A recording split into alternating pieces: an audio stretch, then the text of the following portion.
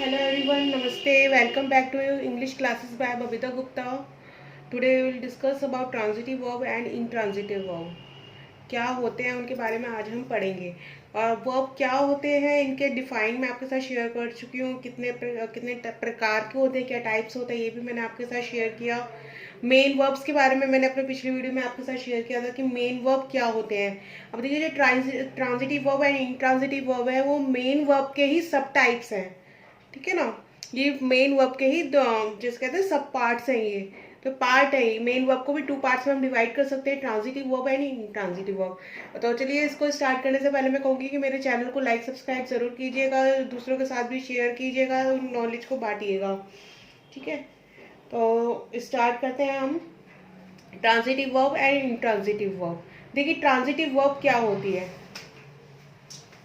The verb which needs object, यानी कि ऐसी वर्ब जिनको किसकी जरूरत पड़ती है, ऑब्जेक्ट की जरूरत पड़ती है। क्यों? To complete the sentence, sentence complete करने के लिए उनको किसकी जरूरत पड़ रही है, ऑब्जेक्ट की जरूरत पड़ रही है। तो उनको हम क्या बोलते हैं, ट्रांजिटिव वर्ब। और इंट्रांजिटिव वर्ब क्या होती है, इंट्रांजिटिव वर्ब होती है there is no object to complete the sentence, यानी कि इसमें there is no need, there is no need of any object, ठीक है। There is no need of any object to complete the sentence, यानी कि इसमें सेंटेंस को complete करने के लिए हमें किसी ऑब्जेक्ट की जरूरत नहीं है। क्लियर? तो उनको हम क्या बोलते हैं, इंट्रांजिटिव वर्ब। और होते क्या है, दोनों होते क्या है, ये मेन वर्ब ही होते हैं, दोनों मेन वर्ब के ही पार्ट्स बता रही हूँ मैं आपको, ठीक है ना। जिनके टाइप्स तो और क्या क्या बोलते हैं, लेक्सिकल वर्ब बोलते हैं, एक्शन वर्ब बोलते हैं, जो कि मैंने पिछले वीडियो में शेयर किया था। मैं उसके लिंक सेंड कर दूंगी आप लोगों को, तो आप वो देख सकते हैं। तो ठीक है, तो ट्रांजिटिव वर्ब में क्या होता है, एक ऑब्जेक्ट की नीड होती है हमें सेंटेंस को कंप्लीट करने के लिए। और इंट्रांजिटिव वर्ब में हमें सेंटेंस की नीड नहीं होती, उसको ऑब्जेक्ट की जरूरत नहीं होती सेंटेंस को कंप्लीट करने के लिए। क्लियर? अब देखिए इसको एग्जाम्पल के थ्रू समझेंगे, क्योंकि कोई भी चीज हमें एग्जाम्पल के थ्रू जल्दी समझ में आती है। तो क्या है, देखिए फर्स्ट एग्जाम्पल मैंने लिया, I love my India.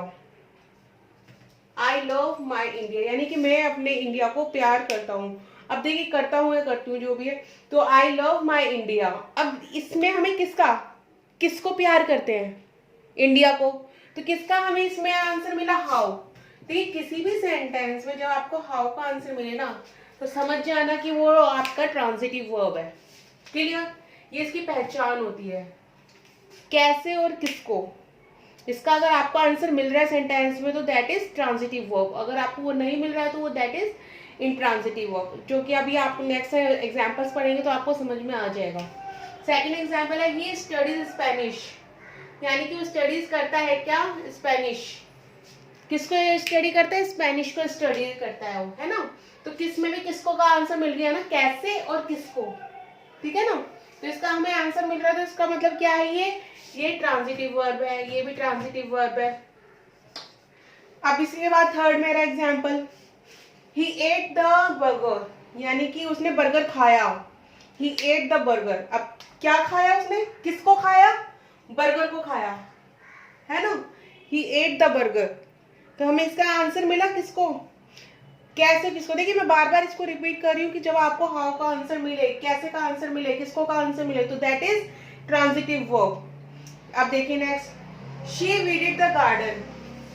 She visited the garden, उसने गार्डन की निराई की। किसकी निराई की, गार्डन की। तो किसकी, हमें क्या आंसर मिला, किसकी का आंसर मिला ना, द गार्डन। किसकी विजिट की उसने, किसकी निराई की उसने, गार्डन। तो हमें क्या है, ये भी हमारा ट्रांजिटिव वर्ब है। ये क्या थी, हमारा ट्रांजिटिव वर्ब थी हमारी। क्लियर?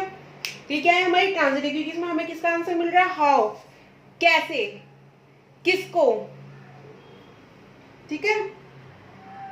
इसके बाद हमारा फिफ्थ एग्जांपल है, ही स्नीज्ड, यानी उसने छींका। अब मुझे इसमें ऑब्जेक्ट की जरूरत है कि कैसे छींका,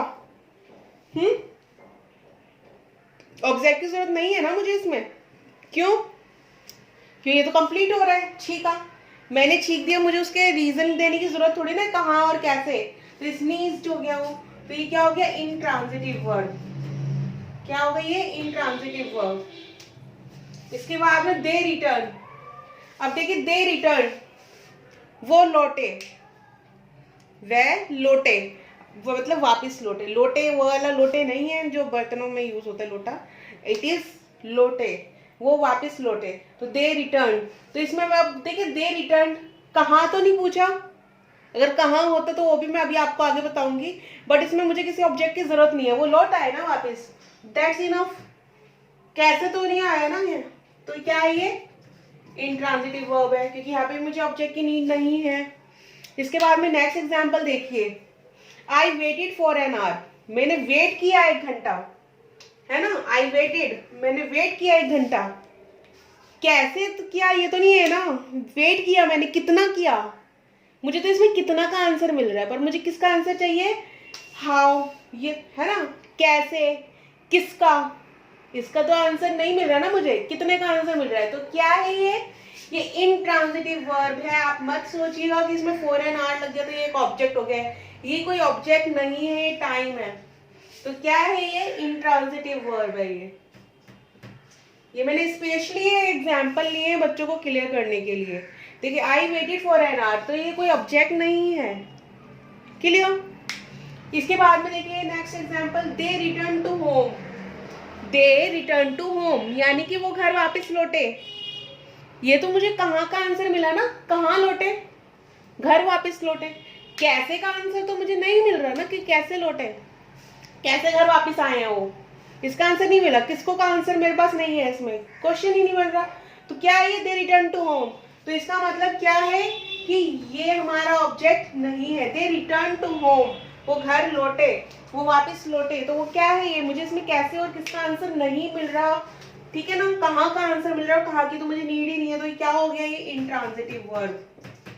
क्या है ये इंट्रांजिटिव वर्ब, जो कि मैंने देखिए ये लिया था 6 एग्जाम्पल मैंने लिया है, वही मैंने 8 एग्जाम्पल लिया है आपको क्लियर करने के लिए कि किस तरीके से ट्रांजिटिव और इंट्रांजिटिव वर्ब का हम पता लगाते हैं, क्लियर। अगर आपके मन में और सेंटेंसेस हैं, अगर और आते हैं, आप प्रैक्टिस कीजिए इसकी कि कौन से ट्रांजिटिव वर्ब होते हैं, कौन से इंट्रांजिटिव वर्ब होते हैं, ये आपके एग्जाम्स में भी आ सकता है, क्लियर। क्योंकि कॉम्पिटिटिव एग्जाम होते हैं तो उसमें कुछ भी आ सकता है, तो आपको बारीकी से कुछ पता होना चाहिए हर एक चीज़ का।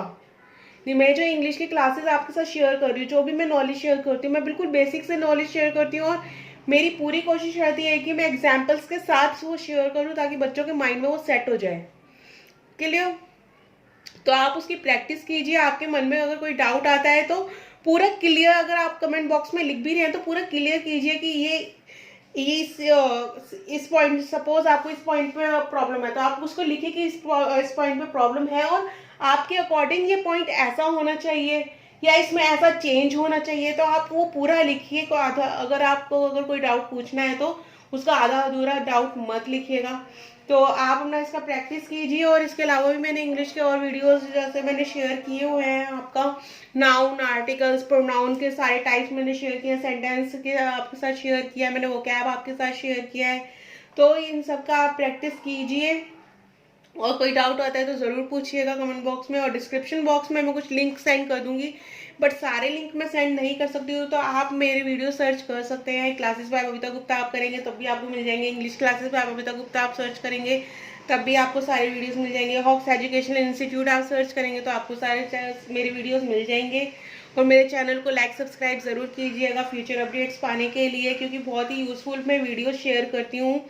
और ये जो भी मैं वीडियो शेयर करती हूँ वो फैक्चुअल होते हैं, फैक्ट्स होते हैं, ऐसा नहीं है कि मैं अपनी तरफ से करा रही हूँ। अगर मैंने ये लिखा है ना तो ये ना कहीं मेंशन है तभी मैंने यहाँ पे लिखा है, मैंने कोई अपनी पर्सनल बुक नहीं बना रखी है जिसमें से मैं ये शेयर कर रही हूँ। तो ये मैंने वेरियस जो हमारे सोर्सेज होते हैं उससे लेके मैंने ये आपके लिए स्पेशली नोट्स क्रिएट किए हैं, चाहे वो CDP के हों, चाहे वो इंग्लिश के हों, चाहे वो BEd के हों, CTET के हों, सारे नोट्स मेरे एकदम फैक्चुअल है, फैक्ट्स पे हैं। और वेरियस राइटर्स के थ्रू जो मैंने कंटेंट इकट्ठा करके फिर उसको रिसर्च करके फिर वो मैं आपके साथ शेयर कर रही हूँ। अगर फिर भी आपको कोई डाउट होता है तो आप उसको प्लीज़ ज़रूर शेयर कीजिएगा, पर इनकम्प्लीट शेयर मत कीजिएगा। अपने डाउट को पूरा एक्सप्लेन करके कि क्या डाउट है और क्या होना चाहिए आपके अकॉर्डिंग, वो पूरा शेयर कीजिएगा। तो चलिए मिलते हैं नेक्स्ट वीडियो में, और मेरे चैनल को लाइक सब्सक्राइब ज़रूर कीजिएगा एंड शेयर कीजिएगा। थैंक यू, धन्यवाद।